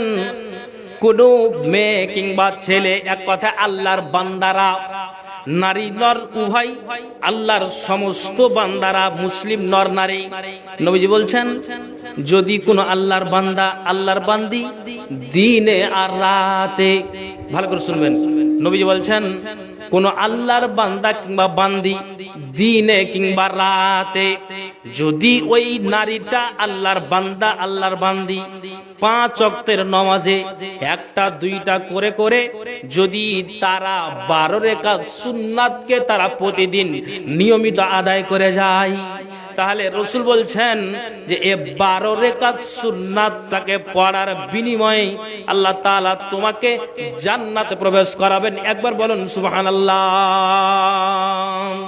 কত রাকাত বললাম? কত রাকাত বলেন? 12 রাকাত। ভালো করে শুনবেন। আমি এই হাদিসটা কেন এখানে জোড়াতে গেলাম আপনি বুঝতে পারবেন। মা বোন, আপনাদের এই হাদিসটা তো কত রাকাত বললাম? 12 রাকাত। 12 রাকাত পড়বেন কি করে শুনে নেন। ছোট জালসাতে যতগুলো মানে ভালো করে বুঝাতে পারা যায়, বড় জালসাতে আওয়াজ করে বোঝা যায় না। 12 রাকাত কি কি? হ্যাঁ, আচ্ছা, ভালো করে শুনবেন। আমি আপনাকে নিয়মটা গুনিয়ে দিয়ে তারপরে আমি উদ্দেশ্য দিকে যাচ্ছি। আলহামদুলিল্লাহ। আচ্ছা, ভালো করে শুনবেন। কি উদ্দেশ্য দিকে যাচ্ছি একটু শুনবেন। আলহামদুলিল্লাহ, একজন সাল খালি দিয়েছে। খালি হাদিসটা শুনিয়ে নি। আচ্ছা, 12 রাকাত সুন্নাত কি? রাসূল বলছেন জোহরের আগে তুমি 4 রাকাতকে পড়ো। 4 হলো। তারপরে জোহরের পরে তুমি 2 রাকাত পড়ো। 4 2 6 হলো। আসরের আগে আর পরে সুন্নাতে মুআক্কাদা নাই। বুঝলেন? তার মানে যদি কোনো ব্যক্তি আসরের আগে আজানের পরে 4 রাকাত সুন্নাতকে প্রতিদিন পড়ে যায়, তাহলে রাসূল বলছেন রাহিবাল্লাহু ইমরান, আল্লাহ তাআলা ওই ব্যক্তিটাকে প্রতিদিন আল্লাহ তাআলা রহমত বর্ষিত করবেন। কেন না, তো ওই ব্যক্তিটা আসরের আগে 4 রাকাত সুন্নাতকে প্রতিদিন পড়ে দেয়। এটা সুন্নাতে মুআক্কাদা নয়। আর সুন্নাতে মুআক্কাদা কতটি? জোহরের আগে 4, পরে 2 6, মাগরিবের পরে 2 আপনার 8 হলো, এশারের পরে 2 10 হলো, ফজরের জামাতের আগে 2 12 হলো। এই 12 রাকাত সুন্নাতকে যারা নিয়মিত প্রতিদিন পড়ে দিতে পারবে, আল্লাহ রাসূল বলছেন এই 12 রাকাত সুন্নাতকে পড়ে দেওয়ার কারণে আল্লাহ তাআলা কিয়ামতের দিন তোমাকে জান্নাতে প্রবেশ করাবেন। আরেকবার বলুন সুবহানাল্লাহ। 12 রাকাত হলো। তো আমি এই হাদিসটা কেন বললাম? উম্মে হাবিবা এটা আল্লাহ রাসূলের একটা স্ত্রী, মানে নবীজির 11টা স্ত্রী, লন্ডি দিয়ে 11টা, তো 11টা স্ত্রী। তো উম্মে হাবিবা বলছেন যারে 12 রাকাত সুন্নাত যদি প্রতিদিন 5 ওয়াক্ত নামাজে পড়ি, তাহলে আল্লাহ আমাদেরকে জান্নাত দিবেন, জান্নাতে প্রবেশ করাবেন। উম্মে হাবিবা বলছেন, আড়াল থেকে এই হাদিসটা উম্মে হাবিবা কিন্তু শুনে নিয়েছেন। তো উম্মে হাবিবা কি বলছেন জানেন? আল্লাহ, যখন আমি নামাজে দাঁড়াই তখন আল্লাহ বেশি বেশি করে আমার কবরকে স্মরণ হয়। আল্লাহ, যখন আমি নামাজে দাঁড়াই তখন আমার বেশি বেশি করে মরণটাকে স্মরণ হয়। আল্লাহ, যখন আমি সাজদায় যাই তখন আমি বেশি বেশি করে মরণটাকে স্মরণ করি। আল্লাহ, তাহলে আমি যদি প্রতিদিন 12 রাকাত সুন্নাতকে পড়ি, তাহলে আমার জান্নাতের যাওয়ার ব্যাপারটা সোজা হয়ে যাবে। উম্মে হাবিবা বলছেন যে আমি যত ধাপ ফেলি মরণকে স্মরণ করি, উঠি মরণকে স্মরণ করি, বসি তো মরণকে স্মরণ করি, আমি আমার স্বামীর খিদমতে যাই তো মরণকে স্মরণ আমি করি। কে বলছেন? উম্মে হাবিবা। আমি মরণকে স্মরণ রেখে উম্মে হাবিবা বলছেন, আল্লাহ তুমি আমার শরীরটাকে ভালো রাখো, আল্লাহ তুমি আমার শরীরে অসুখ তুমি দিও না, আল্লাহ যতদিন তুমি বাঁচিয়ে রাখবে তুমি আমার শরীরটাকে ভালো রাখো, আমি চলতে ফিরতে যেন আমি দুনিয়া ছেড়ে যেতে পারি। আল্লাহ কে বলছেন? না তো উম্মে হাবিবা রাসূলের স্ত্রী এই কথাটা বলছেন, আল্লাহ যতদিন আমি এই ধরার মাটিতে বেঁচে থাকবো, আল্লাহ তোমার কাছে অ্যাপ্লিকেশন জানাই, আল্লাহ তুমি আমার শরীরটাকে ভালো রাখো, আল্লাহ তোমার কাছে একটা আমি চেয়ে নিচ্ছি, আল্লাহ তুমি শরীরকে ভালো রাখো, আর যতদিন তুমি আল্লাহ আমাকে বাঁচিয়ে রাখবে আমি এটা শপথ করলাম যে 12 রাকাত সুন্নাতের বিনিময়ে যদি জান্নাত পাওয়া যায়, তাহলে আমি কোনোদিন আর উম্মে হাবিবা 12 রাকাত সুন্নাতকে আমি ছেড়ে দিব না। আমি নিয়মিত প্রতিদিন 12 রাকাত সুন্নাতকে আমি পড়ে যাব, আমি কোনোদিন আর ছেড়ে দেব না। একবার জোরে বলুন সুবহানাল্লাহ। উম্মে হাবিবা কি বললেন? আমি মরণকে স্মরণ করি, উঠি মরণকে স্মরণ করি, স্বামীর খিদমতে যাই মরণকে স্মরণ করি, উঠতে বসতে মরণকে স্মরণ করি। এই 12 রাকাত সুন্নাতের কথা নবীর মুখ থেকে যখন শুনতে পেলাম তখন আমার ঈমান আরো মজবুত হয়ে গেল। শপথ করলাম, আল্লাহ কোনদিন আমি আর 12 রাকাত সুন্নাতকে আমি ছেড়ে দিব না। আর একটা মায়া লোকদেরকে আমি একটা কথা বলে আমি মেন উদ্দেশ্যের দিকে যাব, তারপরে বক্তা ইনশাআল্লাহ চলে আসবে। যদি মহিলারা কেউ কোরআন পড়তে জানেন, পুরুষরাও জানে, অনেকেই জানে, তো রাসূল বলছেন শুনো, কোরআনে একটা দুইটা করে করে 14টা তেলাওয়াতে সিজদা আছে। কটা বললাম? 14টা। মানে 14টা সিজদা মানে বুঝতে পারলা তো তোমরা? কোরআনের তেলাওয়াতের সিজদা মানে এই যে কোরআন পড়তে পড়তে যে সাজদা চলে আসে, আছে কি আসে না? ভালো করে শুনবা, আমল করার চেষ্টা করো। তেলাওয়াতের সিজদা কতটি আছে? 14টা আছে। তো রাসূল বলছেন শুনো, এই নিয়মটা শিখে নাও। রাসূল বলছেন কোন মহিলা যদি বাড়িতে কোরআন তেলাওয়াত করে, কোন পুরুষ যদি মসজিদে কিংবা বাড়িতে কোরআন তেলাওয়াত করে, ভালো করে শুনবেন, রাসূল বলছেন কোরআন পড়তে পড়তে যদি ওই মহিলাটা রমজান মাসে কোরআনটাকে তেলাওয়াত করলো, এমনি সকাল আর সন্ধ্যায় প্রতিদিন কোরআনটাকে তেলাওয়াত করলো, তেলাওয়াত করতে করতে যদি সাজদার আয়াত চলে আসে, ওই সাজদার আয়াতটা যদি আসে, রাসূল বলছেন চট করে তুমি একটা সাজদা দিয়ে দাও। ওই সাজদাটা দিতে গেলে তোমার কি হয়, তোমাকে উজুর দরকার নাই, তোমাকে সালাম ফিরার দরকার নাই, শুধু তোমার কাপড় যদি ঠিক থাকে, তোমার শরীর যদি ঠিক থাকে, তাহলে তুমি কি করো, একটা সাজদাকে তুমি দিয়ে দাও। একটা সাজদা যখন তুমি দিবে, তখন বলছেন যে পলাশ বোনার উত্তর মাথাতে একটা মহিলা সকাল আর সন্ধ্যা কোরআনটাকে তেলাওয়াত করে যায়, আর দক্ষিণ মাথাতে একটা মহিলা কোরআনটাকে তেলাওয়াত করে যায়, মধ্য মাথাতে কোনো নারী পুরুষ কোরআনটাকে তেলাওয়াত করে যায়। রমজান মাসে কোরআনটাকে বেশি বেশি করে তেলাওয়াত করে। রাসূল বলছেন তখন শয়তান কাঁদে কাঁদে, আল্লাহ কি করলাম রে, কেন পলাশ বোনা আসলাম রে আল্লাহ, কেন ওই বাড়িটাতে আসলাম রে আল্লাহ, হে আল্লাহ কেন আমি এই জায়গাতে আসলাম, কেন পলাশ বোনাতে আসলাম। শয়তান বলে চলো একটু দক্ষিণ মাথাতে যাই। যেতে যেতে দেখে যে দক্ষিণ মাথাতে একটা নারী, ওখানেও সে কোরআন তেলাওয়াত করে। ওখান থেকে ছুটলো সম্বলপুর। শয়তান দেখে যে মসজিদে তারাও যেন কোরআন তেলাওয়াত করে। নবীজি বলছেন যে বাড়িতে সকাল আর সন্ধ্যাতে কোরআন তেলাওয়াত করে। আর ওই যে সাজদাটা আসে, সাজদাটাতে আসার পরে চট করে ওই নারীটা কি করলো, তেলাওয়াত করতে করতে সাজদা দিয়ে দিল। তখন শয়তান আপনার জোরে জোরে পালাতে লাগে, এত জোরে জোরে লাফাই আর পালাই। তখন নবীজি বলছেন যে আপনার সম্বলপুরে কোরআন তেলাওয়াত হয়, আপনার পলাশবুনাতে কোরআন তেলাওয়াত হয়, আপনার কুমারগঞ্জে কোরআন তেলাওয়াত হয়, কামদলে হয়, আপনার যেন এক ডালিয়াতে হয়। চতুর্দিকে যে আপনার কোরআন তেলাওয়াত হচ্ছে, আর ওই যে সাজদাটা আপনি দিচ্ছেন, তখন শয়তান বুকে থাবা মারে, আল্লাহ কি করলাম রে আল্লাহ, কি করলাম রে আল্লাহ, কেন আল্লাহ এই কোরআন তেলাওয়াত করলো, কিন্তু তারপরও আবার একটা সাজদাকে দিয়ে দিল আমাকে। ওই আমার যে সাজদাটাকে আমি ধোঁকা দিয়েছিলাম, আল্লাহ আমাকে বলেছিল যে তুমি একটা সাজদা করে দাও, আমি অহংকার করে সাজদা দেইনি। তখন এরা যখন তেলাওয়াতে সাজদা করে, তখন আমার ওটা স্মরণ হয়ে যায়। রাসূল বলছেন শয়তানের মুখে প্রসাব পড়ে যায়, আর তুমি আল্লাহর কাছের বান্দা হয়ে যাও। আর নবীজি বলে দিয়েছেন যখন নিয়মিত বাড়িতে কোরআন তেলাওয়াত হবে আর আপনার ওই সাজদাটা হবে, এটা জেনে নিতে হবে যে তোমার এই আমল ঠিক হওয়ার কারণে তোমার আজরাইল মালাকুল মউত আসবে, তোমার জানটা সহজভাবে কবজ হবে যদি নিয়মিত তুমি এই আমলটা করতে পারো। একবার জোরে বলুন সুবহানাল্লাহ। তাহলে কোরআন তেলাওয়াত করেন, আর ওই তেলাওয়াত সিজদা অনেক মহিলারা কিন্তু ছেড়ে দেয়, আসলে ছেড়ে দিচ্ছে, কিন্তু ছাড়তে হয় না। হ্যাঁ, আপনার উজু দরকার নাই, সালাম ফিরারও দরকার, একটা সাজদা দিয়ে দিলেন, আর ওই আপনি সাজাদা ওয়াজহা লিল্লাযী খালাকাহু সাক্কা সামাহু ওয়া বাসারহু বিহাওলিহি ওয়া কুওয়াতি। আর একটু অন্য জায়গাতে আছে ফাতাবারাকাল্লাহ আহসানুল খালিকিন, এটাও আছে, কিন্তু যদি ওটা না বলেন তাও ঠিক, কিন্তু আপনি এই দোয়াটা পড়ে একটা সাজদা করে দেন। রাসূল বলছেন এই নিয়মিত যদি মহিলারা পুরুষেরা বাড়িতে এই আমলগুলো করে, আর পাঁচ ওয়াক্ত নামাজ ঠিক হয়, আমল ঠিক হয়, দান খায়রাত ঠিক হয়, নেকিগুলো যদি তার ঠিক হয়, তাহলে জেনে নিতে হবে মালাকুল মউত আসবে, তোমার জানটা সহজভাবে হবে। কেন আল্লাহ বলবেন যে এটা আমি পেয়েছি এই বাড়িতে একজন মুমিনা নারীকে, এটা আমি পেয়েছি একজন মুমিনা নারীকে, এই বাড়িতে পেয়েছি একটা মুমিন পুরুষকে। তখন একটা মুমিন পুরুষের টাইটেল যখন আল্লাহর কাছে যাবে, একটা মুমিনা নারীর টাইটেল যখন আল্লাহর কাছে যাবে, তখন তুমি জেনে নিতে হবে যে আমার জানটা সহজভাবে কবুল হবে, যদিও আমার কষ্ট হবে, তারপরে জানটা আমার সহজভাবে কবুল হবে। আল্লাহ তাআলা যেন এই আমলগুলো করা আমাদেরকে তৌফিক দান করে। সকলে বলেন আল্লাহুম্মা আমিন, বলেন না আল্লাহুম্মা আমিন, আল্লাহুম্মা আমিন। তবে আমি এখানে বলবো যে কোরআনে তেলাওয়াতে সিজদা 14টা আছে, 30টা পারা কোরআন আছে। আমি পুরুষদেরকে বলবো আজ আছি কাল নেই। একটু আগে বললাম যে আপনার পিছনে পিছনে 3খানা বস্তু যাবে, 2খান চলে আসবে, ভালো আর মন্দ আমল কবরে থেকে যাবে।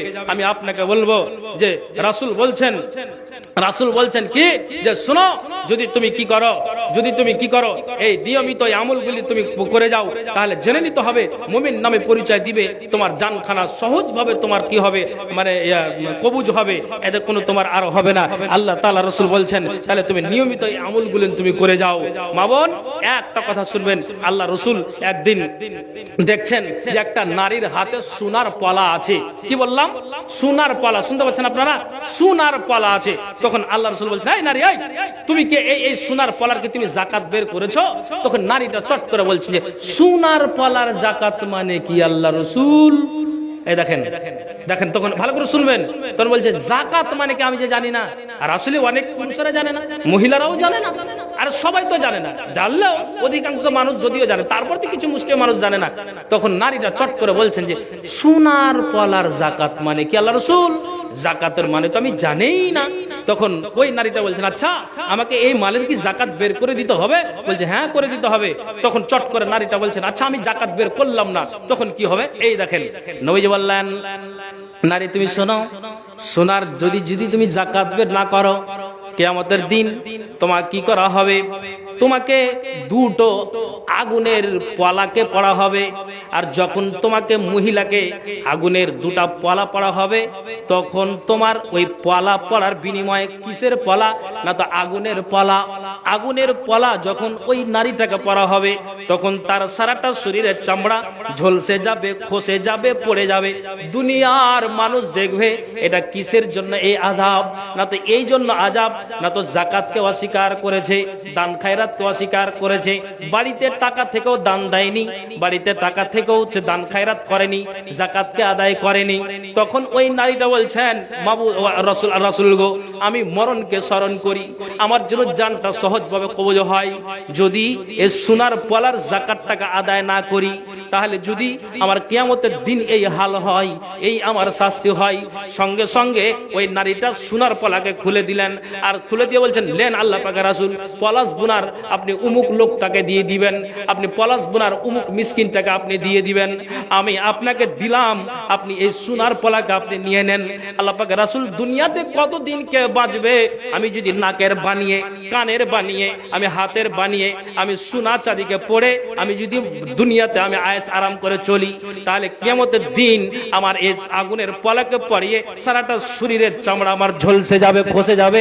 নবীজি গো, আপনি শুনেন, আমি দুনিয়াতে কতদিন বাঁচবো? নবীজি আপনার মুখ থেকে বলতে শুনেছি, কেউ বাঁচতে আসেনি। কতদিন বাঁচবে? না তো 60 থেকে 70 বছর বাঁচবে, এর বেশি মানুষেরা আর বাঁচবে না। নবীজি গো, আমি সোনার পলাকে আমি খুলে দিলাম, আমি শপথ করলাম, আর আমি সোনার পলা আমি পড়বো না। কেন পড়বো না? মরতেই যেখানে হবে, যেতেই হবে, কবর যেতেই হবে, আখিরাতে জমা হতেই হবে। তা আমি দুনিয়াতে 60 বছরের জিন্দেগিতে আমি কেন আরাম করব? আল্লাহ পাকের রাসূল, আমি সোনার পলাকে খুলে দিলাম, যতদিন আল্লাহ আমাকে বাঁচিয়ে রাখবে, আমি আল্লাহর কসম খেলাম, আমি সোনার পলা আর কোনোদিন হাতে পড়বো না। একবার জোরে বলুন সুবহানাল্লাহ।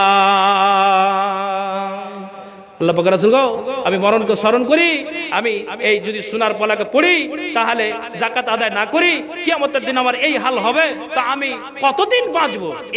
এই তো 60-70 বছর, তাহলে আমি কেন পলাটাকে পড়বো? সঙ্গে সঙ্গে সোনার পলাকে খুলে দিলেন, আর খুলে দিয়ে বলছেন, জান আমি দিয়ে দিলাম, আমি আর সোনার পলাকে কোনো দিন হাতে দিব না, যতদিন আমি বেঁচে রাখবো। আপনারা একবার বলেন সুবহানাল্লাহ। তাহলে এই হলো নারী। আমি আপনাদেরকে বলবো, এখানে যতজন নারী আছেন, আপনারা 3 দিন 4 দিন ধরে আপনারা দান দিচ্ছেন, সোনার পলা দিচ্ছেন, হাতের দিচ্ছেন, কানের দিচ্ছেন, নাকের দিচ্ছেন, আবার এখন এই মুহূর্তে একটা আংটি এসেছে, আলহামদুলিল্লাহ। তবে আমি এই নারীদেরকে বলবো, অনেক মা আর বোন এসেছেন, আপনারা সবাইকে বলবো, তেলাওয়াতে সিজদা এই আমলটা করেন, শয়তান ঝাঁটা খেয়ে আপনার বাড়ি থেকে চলে যাবে। আপনি যা আপনার বাড়িতে আছে এই নেক আমলগুলো করেন, জান আমার আপনার সহজভাবে কবুল হবে। আল্লাহর কাছে মৃত্যুর আগে মুমিনা নারী বলে পরিচয় যদি দিতে পারি, আর পুরুষের আমরা যদি মুমিন পুরুষ বলে পরিচয় দিতে পারি, তবে এখানে যতজন আছেন আমি নারীদেরকে বলবো, একটু আল্লাহর ওয়াস্তে যতজন আছেন এখানে, একজনকে আমি কথা বলছেন না যে দেখেন সোনার পলাটাকে খুলে দিলেন, যে কতদিন বাঁচবো কেন আর এই হাতে আমি দিব, রাসূলকে সঙ্গে সঙ্গে খুলে দিলেন। তা আপনারা হাজার দিয়েছেন হযরত ভাইকে, আমি এখানে বলবো, কাউরির আমি ভাই, কাউরির আমি নাতি, কাউরির আমি ছেলে, কাউরির আমি মানে ভাই, এই করে আমি সবাইকে সব রকম সম্পর্ক রেখে বলছি। আমি বলছি আপনাদেরকে, মা, খালা, নানি, দাদি, পিসি বলে যে আপনারা যে কোরআনের প্রত্যেক যদি 200 টাকা করে টাকা দেন সমস্ত নারী, ইনশাআল্লাহ এই আমলটা আপনার ঠিক হবে। মসজিদের উন্নতি কল্পে জালসা, আশা করা যায় যে আমলটা যদি আপনি করেন, আশা করা যায় যে এর বিনিময় হতে পারে আমার আপনার জানটা সহজভাবে কবুল হতে পারে। তাহলে আমি আপনাদেরকে বলবো, একটু আল্লাহর ওয়াস্তে বলুন যে আমি সমস্ত নারীদেরকে বলছি, কোরআনের প্রত্যেক 200 টাকা করে টাকা, আমি বেশি বলিনি, 200 টাকা করে টাকা কাউকে আমি বাদ দিচ্ছি না, এটা আমলটাকে করার জন্য নারীরা একটুখানি আল্লাহর ওয়াস্তে। এই কেউ আছেন কি চাদর নিয়ে যান তো, কে আছেন?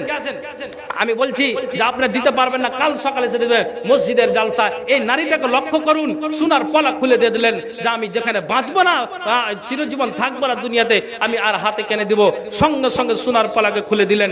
আমি আপনাদেরকে বলছি, বেশি নেই, কোরআনে প্রত্যেক 30টা কোরআন না 30টা পারা, তারপরও আমি আমি সমস্ত নারীর কাছে চেয়েছি 200টা করে টাকা, একটা পাড়াতে 200 টাকা। আমি সবাইকে বলছি আলহামদুলিল্লাহ মাশাআল্লাহ। এখানে আমার তাহই উনি আব্দুর রউফ সাহেব উনি দিয়েছেন, স্ত্রী মারা গিয়েছে, উনি দিয়েছেন 2000 টাকা।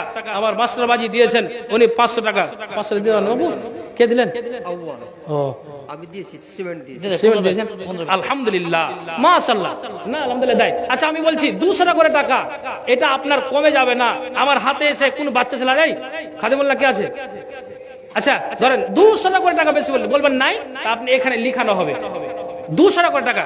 পুরুষদেরকে বলছি বুখারীটাও আছে, কতটা? বুখারী 30 পারা আছে, বুখারীও 30 পারা আছে।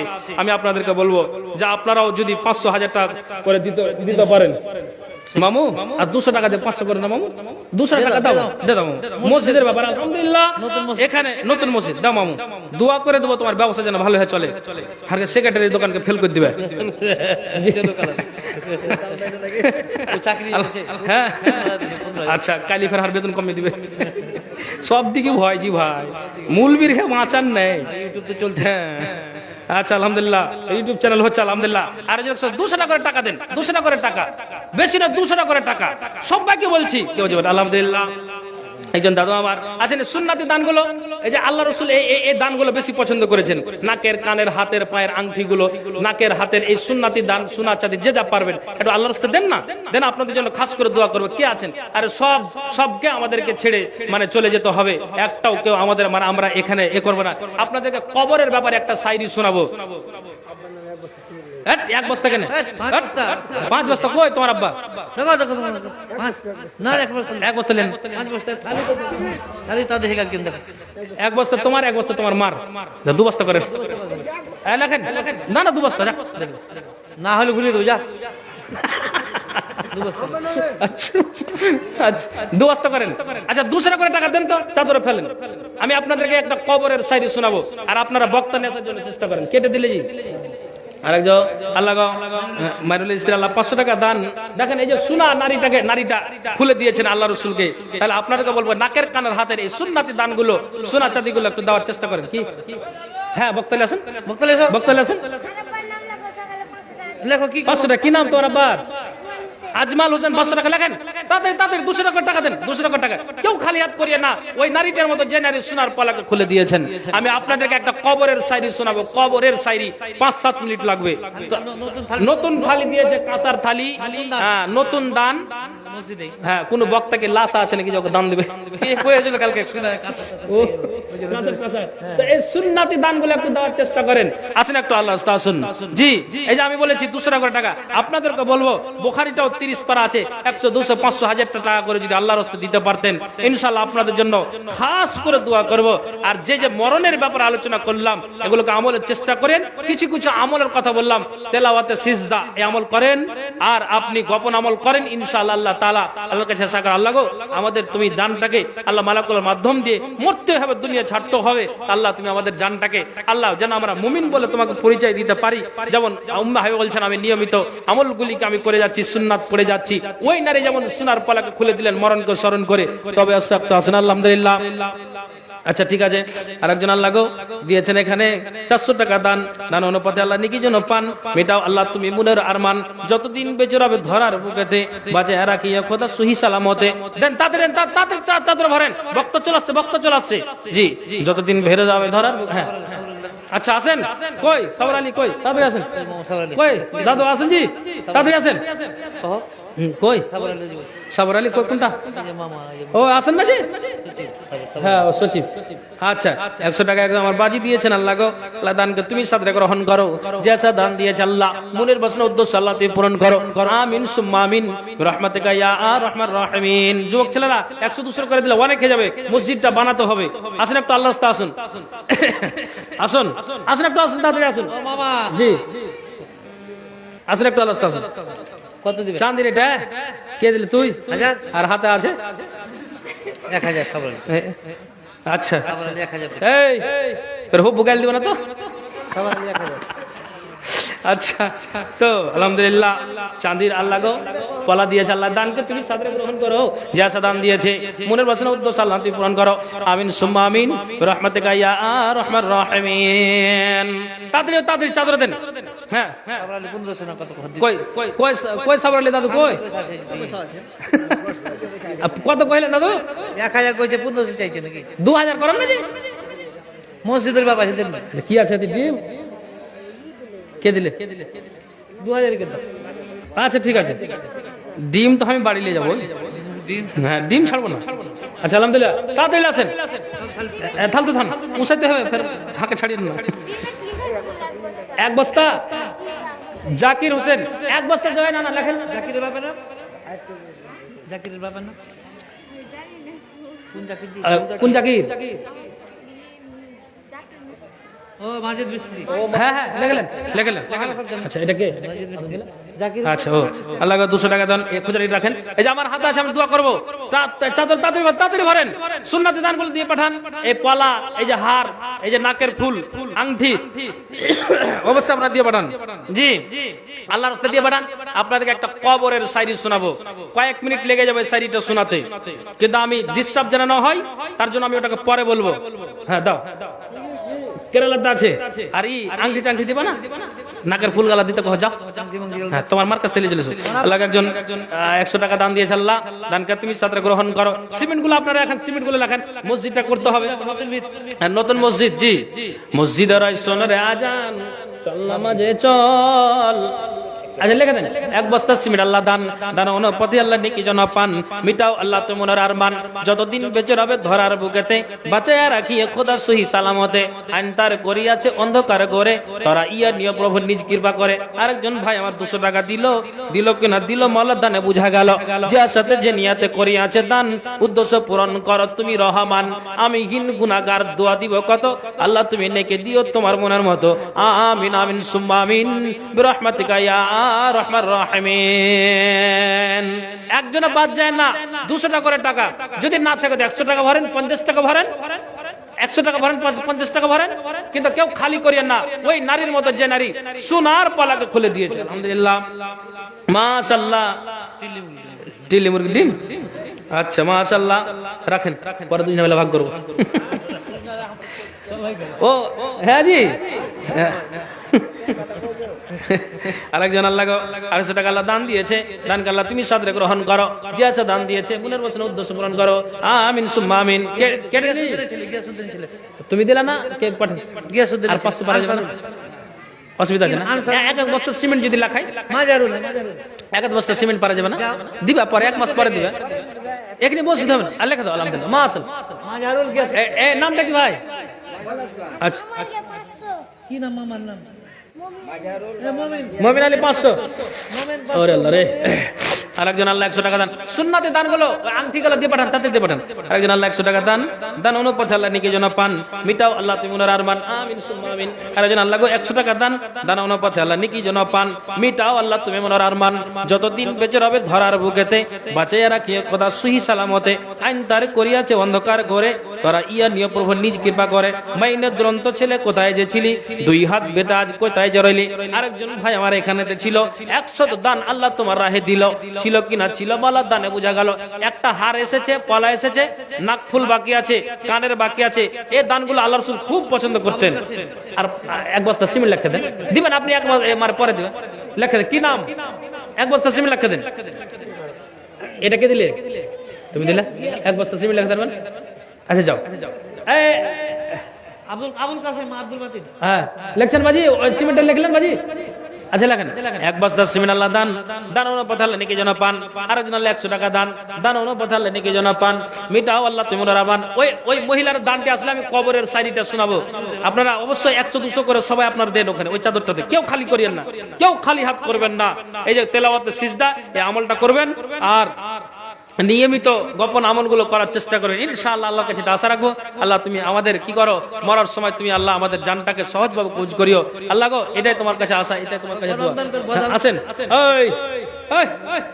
ওই বাদাম গুলো দাও না চিঠি দাও লিসো ওই পলাতিনে টিতে দাও পলাতিনে টি হ্যাঁ দাও লিসো এই যে কত যুগ করে দাও দেন সুন্নাত দান করে আসেন মুনি নাকি আচ্ছা আচ্ছা কে দিলে এটা কে দিলে আল্লাহ এখানে আসিয়া আচ্ছা একজন ছোলা দিয়েছে মাশাআল্লাহ ঠিক আছে, এই করো। আর কোন খাপাকে 1 কেজি জিলাপি লেস্ট করো। মাশাআল্লাহ, আল্লাহ গো, এখানে 700 টাকা দান, দান অনুপথে আল্লাহ নেকি যেন পান। মিটাও আল্লাহ তুমি মুনার খেলাও, রহস্য করলাম খেলাও। আল্লাহ গো, আল্লাহ গো, 1 বস্তা সিমেন্ট। আচ্ছা না না না, বাণিজ্যুদ্দিন লেখেন, এই দক্ষিণ পাড়া। বাবার নাম আলতাফ হোসেন লেখা দেন। হ্যাঁ, আল্লাহ 1 বস্তা সিমেন্ট, যে আছে তো দান দিল, সে দানের কি করে? হ্যাঁ নওশাদ আলী, হ্যাঁ 1 বস্তা সিমেন্ট লিখে দেন। আল্লাহ যে সাথে দান দিল, মনের বাসনা উদ্দেশ্য আল্লাহ তুই পূরণ করো। আমিন সুম্মা আমিন বিরহমাতিকা ইয়া আরহামার রাহিমিন। আমিন আমিন। 1 বস্তা সিমেন্ট আমার তজিবুর নানার নামে 1 বস্তা সিমেন্ট লেখেন। ফাটাফাটা হই। আচ্ছা আল্লাহ গো, এখানে আল্লাহ গো 50 টাকা দান, পোখরপাড়া। হ্যাঁ লিখে দেন। আসেন ওই দানটালে আসেন, অবশ্যই দানটালে আসেন। মাজারুল, এখানে ঘুরো না, ঘুরো ঘুরো ঘুরো ঘুরো, তাড়াতাড়ি ঘুরো। হ্যাঁ 10, 20, 50 মা বোন সুন্নাতি দানগুলো চাইছি। আসেন, বস্তা সিমেন্ট করে লেখান, তাড়াতাড়ি লেখান। জি কালহা সরে কেটে ভীষণ মাঠে না, দিল খুব বড়। আরে 1 বস্তা করে দেন, 2 বস্তা হলো। শুনেন, আপনি 1 মাস পরে দিবেন। হ্যাঁ সর দিন, 2 বস্তা। ও এটাকে কি করবো? ভীষণ মাঠে কি নাম? কিছু ধরে চলো। আচ্ছা আচ্ছা, হ্যাঁ শোনান না, কেটে লালটু, ঠিক আছে, আর 300 টাকা দাও। আচ্ছা 1 বস্তা সিমেন্ট। লালটু, এই এটা কে কি রে, কে দিলে রে? তোর মা। লাগে 100 টাকা। বাবর আলী কাকুর নাম 2 বস্তা লেখেন না জি। আসমা খাতুন 500, আর এটা মোহাম্মদ 500। আল্লাহ গো, দুজন মিলে আল্লাহ 1000 টাকা দান দান। তো আপনি একটা ওইদিকে হটে লেখেন না, অসুবিধা হবে না? আসলে সুন্নাতি দানগুলো, নাকের কানের এই সুন্নাতি দান আল্লাহ রাসূল খুব পছন্দ করতেন, খুব পছন্দ করতেন। বক্তা নিয়ে এসো, বসির মামা বক্তা নিয়ে এসো, বক্তা নিয়ে এসো তাড়াতাড়ি। আল্লাহ গো যে আসে দান দিয়েছে, মনের বাসনা উদ্দেশ্য আল্লাহ তুই পূরণ করো। হ্যাঁ 1 বস্তা 2 বস্তা করা যাবে না? আচ্ছা 1 বস্তা করো। কি নামটা কি? সিরাজুল ইসলাম।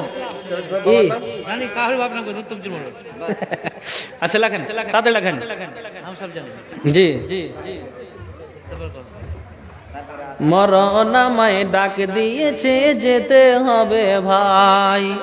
মরণামায় ডাক দিয়েছে, যেতে হবে ভাই। পরকালে দেখা হবে, এখন চলে যাই। মরণামায় ডাক দিয়েছে, যেতে হবে ভাই। আরেকজন আল্লাহ গো 200 টাকা দান, দান অনুপথে আল্লাহ নেকি যেন পান। মিটাও আল্লাহ তোমার আরমান, যতদিন বেঁচে রবে।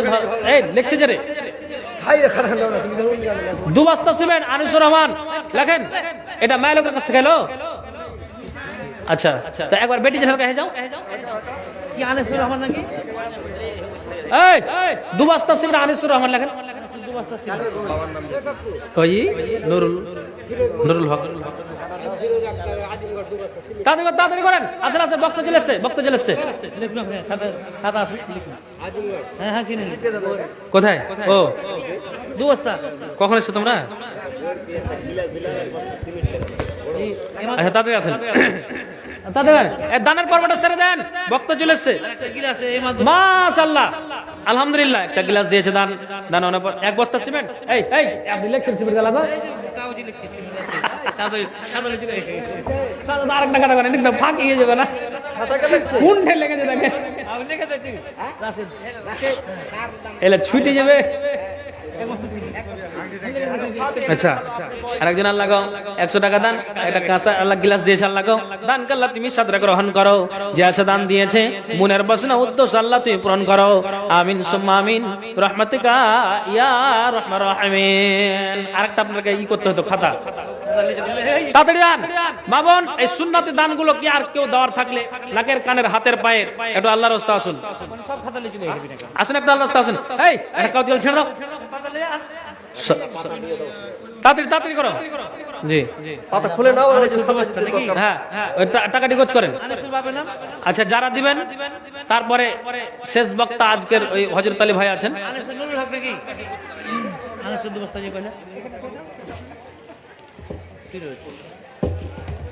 আচ্ছা দু বস্তা আমি আপনাদেরকে শায়রিটা শোনাবো, শুনিয়ে আমি নেমে যাব। শায়রিটা শুনিয়ে নেমে যাব। এখানে যে ভাই চলে এসছেন, জি আচ্ছা এটা টাকাটা দিয়ে দাও, দিয়ে দেন ওখানে। ওই না না ওই টাকাটা নিলেন, টাকা নিলেন। আচ্ছা আমি শায়রিটা শুনিয়ে দিচ্ছি, তারপর আমি শেষ করব, যেহেতু বক্তা চলে এসছেন। এই যে মৃত্যুর ব্যাপারে আলোচনা করছিলাম, তো এই এই এই বিষয় কেন্দ্র করে আমি সেইটা বলছি। এখানে খবর কিছু, এখানে খবর কিছু শোনো বেরাদার, কি রূপে আজাব হবে গোরের মাঝার। যখন গোরের মাঝে মুর্দারকে রাখিয়া ভাই বেরাদার যাবে সকলে চলিয়া। মুনকার নাকির নামে দুই ফেরেশতার প্রথমে চলিয়া আসে গোরের মাঝার। বিকট সুরাত যান দুই ফেরেশতার দাপট করিয়া আসে গোরের মাঝার। ঝড় ও তুফান যেন ডাকে হিন হিন, ধমকের চোটে কাঁপে তামাম জমিন। থর থর করে বহু সেই ডাক শুনি, বুঝিবে আল্লাহর আলাম হয়ে যায় পানি। মুর্দার নিকট দন আসিবে পচিয়া, জমিন ফাড়িয়া আসে দুই বাজু দিয়া। দুই চক্ষু জলে তাদের যেমন মশাল, আগুনের গুর্জ হাতে যেন কামাল। কর্কশ বিজলি যেন মুখের আওয়াজ, এহালে পচিবে দন গোরের মাঝার। তরজিয়া গর্জিয়া জিজ্ঞাসা করে তাহাকে সওয়াল, কেবা তোমার হয় রব সিবিলে কাহারে, তোমার দিন কি ছিল সংসার মাঝারে। গর্জন দেখিয়া তার রুহ কম্পবান, কি করিবে কোথায় যাবে কান্দিয়া হয়রান। কি করিবে কোথায় যাবে দিশা নাহি পাই, মরি মরি ডাক ছাড়ে একই হায় হায়। মুখ উঠাইয়া রুহ ডাকে বারে বার, কোথায় রইল মাতা পিতা ভাই বেরাদার। একলা ফেলিয়া আমায় সব গেল ঘরে, নিদারণ দায় ঘটিয়াছি আমার জানের উপরে।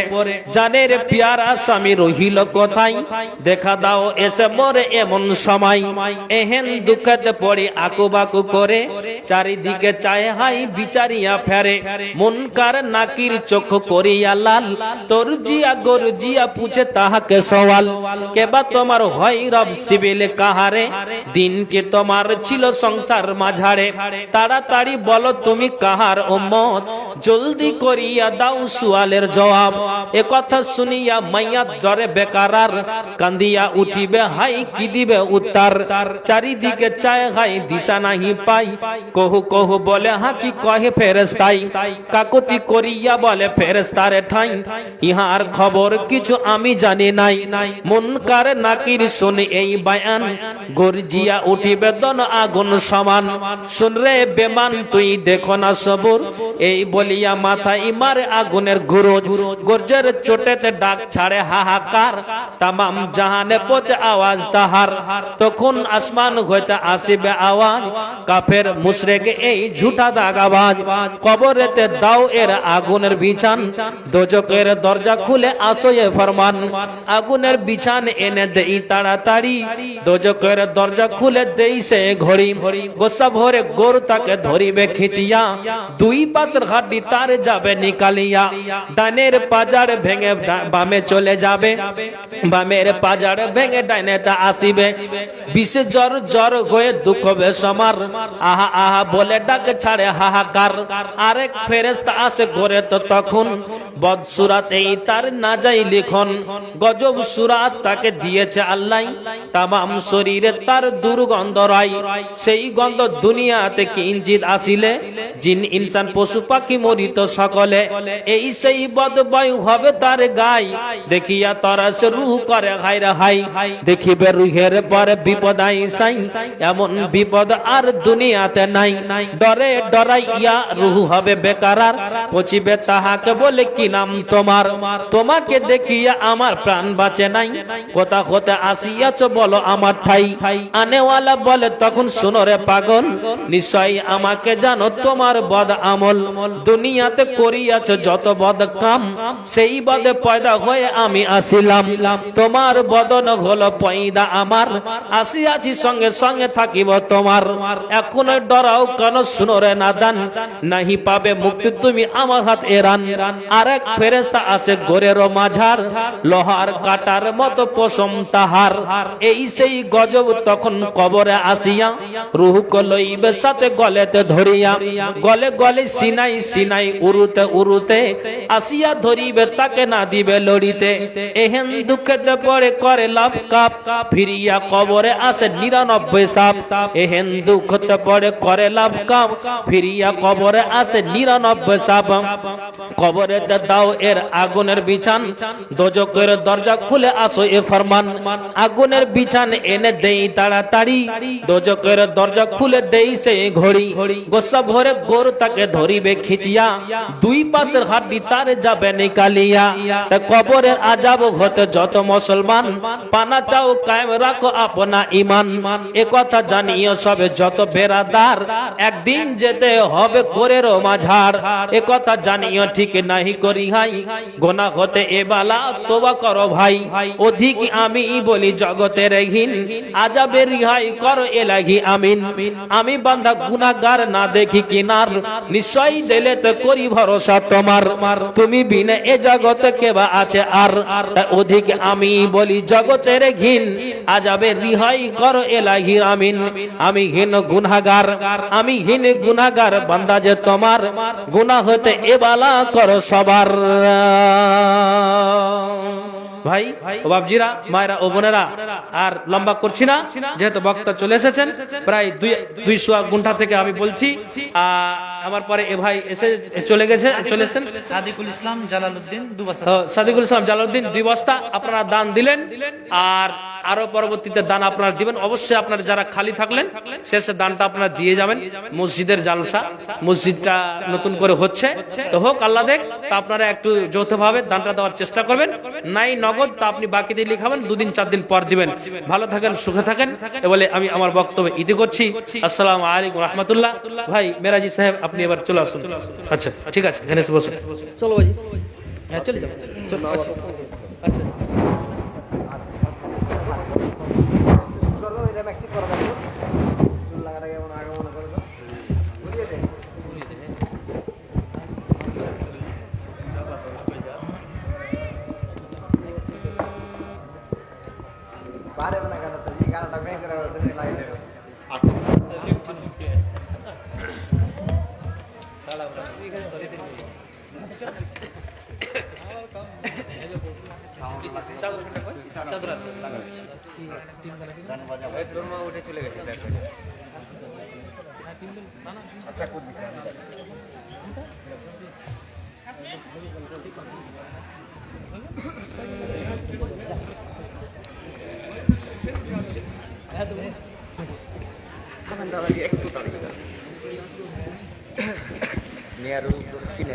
হ্যাঁ হ্যাঁ আপনার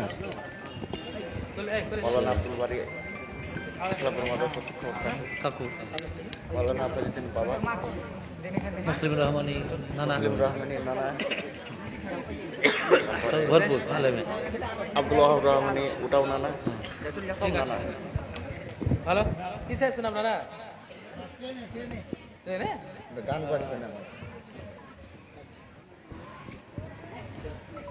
খেলাটা খারাপ লাগছে না যে।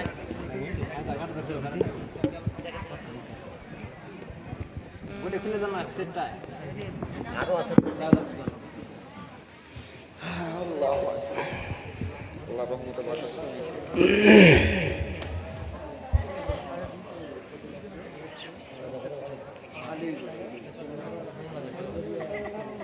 ঠান্ডাতে কেউ বুঝতে পারে না।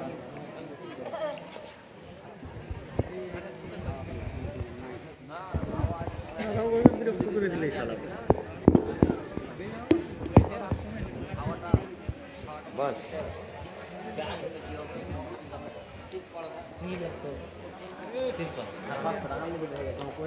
আসসালামু আলাইকুম ওয়া রাহমাতুল্লাহি ওয়া বারাকাতুহু।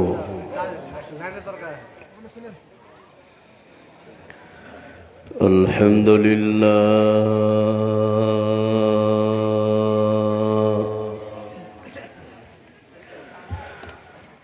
الحمد لله نحمده ونستعينه ونستغفره ونؤمن به ونتوكل عليه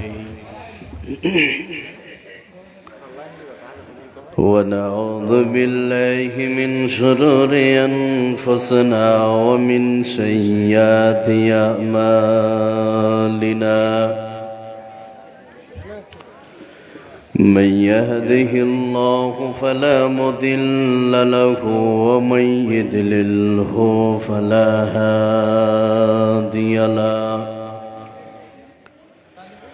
وأشهد أن لا إله إلا الله وحده لا شريك له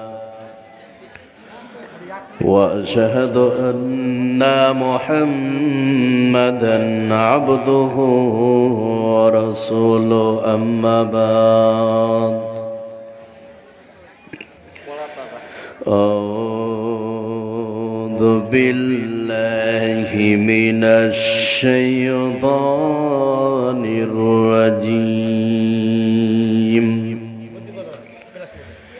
بسم الله الرحمن الرحيم يا أيتها النفس المطمئنة ارجعي إلى ربك راضية مرضية فادخلي في عبادي وادخلي جنتي রাত কি কেটে যাবে ঘুমে হলো সে রাত কি কেটে যাবে ঘুমে হলো সে তুমি কি জানবে না তোমার নিজেকে পরভোকে রাত কি কেটে যাবে ঘুমে হলো সে তুমি কি কাঁদবে না অশ্র ফেলে তুমি কি যাইবে না দুহাত মিলে তুমি কি কাঁদবে না অশ্র ফেলে তুমি কি যাইবে না দুহাত মিলে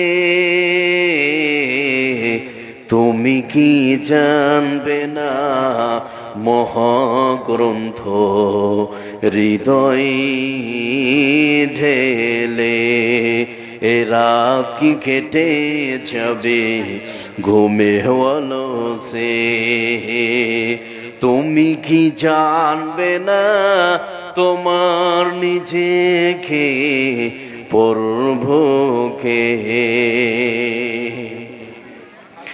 সিজদাই নত অশ্র ছাড়ো আল্লাহর স্মরণে হৃদয় গাড়ো সিজদাই নত অশ্র ছাড়ো আল্লাহর স্মরণে হৃদয় গাড়ো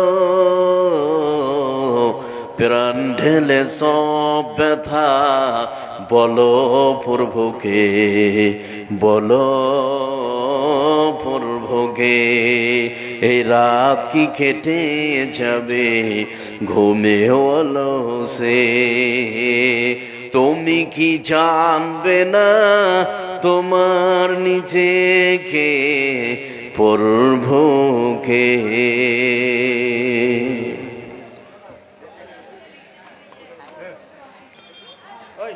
উপস্থিত